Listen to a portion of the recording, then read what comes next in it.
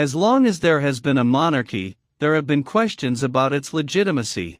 But for many people, it would be difficult to disentangle the royal family from British identity. In a scene in the 1975 movie Monty Python and the Holy Grail, King Arthur roams around the English countryside attempting to gather knights for the Round Table. When he declares, "I am your king," to a deeply unimpressed peasant, her response is both absurd and blindingly obvious.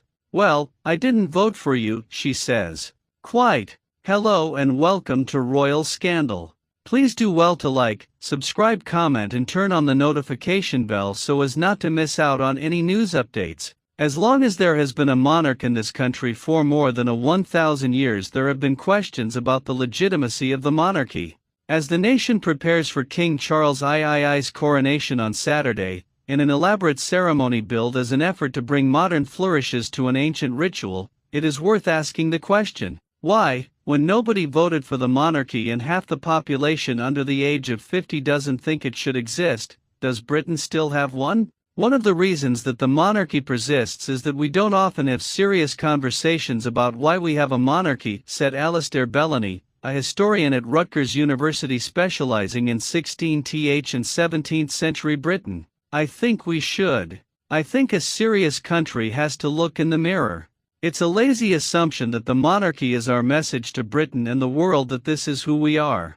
Of course, for many people, it would be difficult to disentangle the monarchy from Britain's general sense of itself, as hard as that might be to articulate. It's just part of our lives, our tradition, and our culture, said Penny Convers, a 64-year-old teacher who was interviewed as she enjoyed a few moments of rare London sunshine this week. Most of us just see them when they come on the TV, she said of the royal family, but they are part of our British way of living. Not for Jude O'Farrell, a 24-year-old pub manager from Southampton, England, who was visiting London for a job interview. He grew up in a house where his father often played God Save the Queen, the Sex Pistols version. Sample line, "She ain't no human being. The monarchy doesn't really fit into my life at all," he said. "It just exists. It doesn't really do anything." Still, you can't walk around Britain for more than 5 minutes without running into or experiencing something that shouts monarchy: stamps, coins, banknotes, street names, pub names,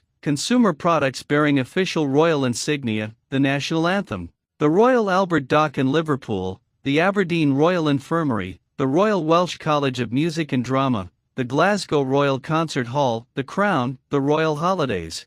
The list goes on. Sure, there are implacable anti-monarchy campaigners like the Republic Group, whose members regularly demonstrate at royal events. Recently, too, there have been increasing complaints from the former British colonies, which are demanding that the royal family finally face up to its colonial past by formally apologizing and making reparations. But while the critics regularly surface with plausible grievances, the monarchy was built from the spoils of enslaved peoples, it is too expensive, it is racist, sexist, classist and out of touch, it automatically bestows power on people who can be shockingly unimpressive. Those arguments have not gained serious political traction. Neither of the two main political parties, known as His Majesty's Government and His Majesty's Loyal Opposition, supports ending the system. The real question is not why they're a monarchy, since, obviously, the royal family isn't letting this go. They're the wealthiest and most powerful monarchy that still survives, said Brooke Newman, an associate professor of history, specializing in early modern Britain, at Virginia Commonwealth University. The question is, why does the public continue to support them? It boils down to emotional reasons, she continued, that people feel this intense pride in having a historic family with an unbroken chain through history. One way the family has retained its power and aura, Ms. Newman said, is by obscuring the extent of its past connections to colonialism and slavery. There are a significant population of people in the UK who are opposed to talking about this, she said. Craig Prescott, an expert in UK constitutional law and politics at Bangor University in Wales, said one of the monarchy's main functions is to transcend politics. Even at a time of national turbulence, in which 4 conservative prime ministers in 7 years have presided over a fractious country rived by issues like Brexit, immigration, and funding for the National Health Service, the monarchy can float above the fray, providing a kind of scaffolding that holds the system together. It creates a space for politics which is separate from the state, beyond the touch of day-to-day politicians, Mr. Prescott said. That means that no matter how feral and nasty politics can get, it's not about the state, it's about the government. Politicians are here today, gone tomorrow, but he added the monarchy persists. The monarchy is, in fact, tied to the will of the people, albeit indirectly through the money flowing to the crown via Parliament, Mr. Prescott said. Parliament's political supremacy over the crown was established in the 17th century, when the beheading of King Charles I set the stage for a short-lived republic. When the monarchy was restored 11 years later, Parliament curtailed the crown's power through a Bill of Rights that ushered in a constitutional monarchy. It said that an ideal monarchy should always be changing and always be the same, maintaining tradition and keeping up with the times, said Tracy Borman, the author of Crown and Sceptre, A History of the British Monarchy, and the joint chief curator of the historic royal palaces. I think it has evolved to make as much sense as it possibly can, she added. That ability to adapt has been a saving grace of monarchy. Monarchies that refuse to adapt fall in dramatic fashion, like the French monarchy. One constant of the British monarchy has been the calls for its abolition, Ms. Borman continued. Throughout history, it's been very much a generational thing, with younger people as a whole having less interest than older generations, she said. Then, as they grow more mature, they become more interested.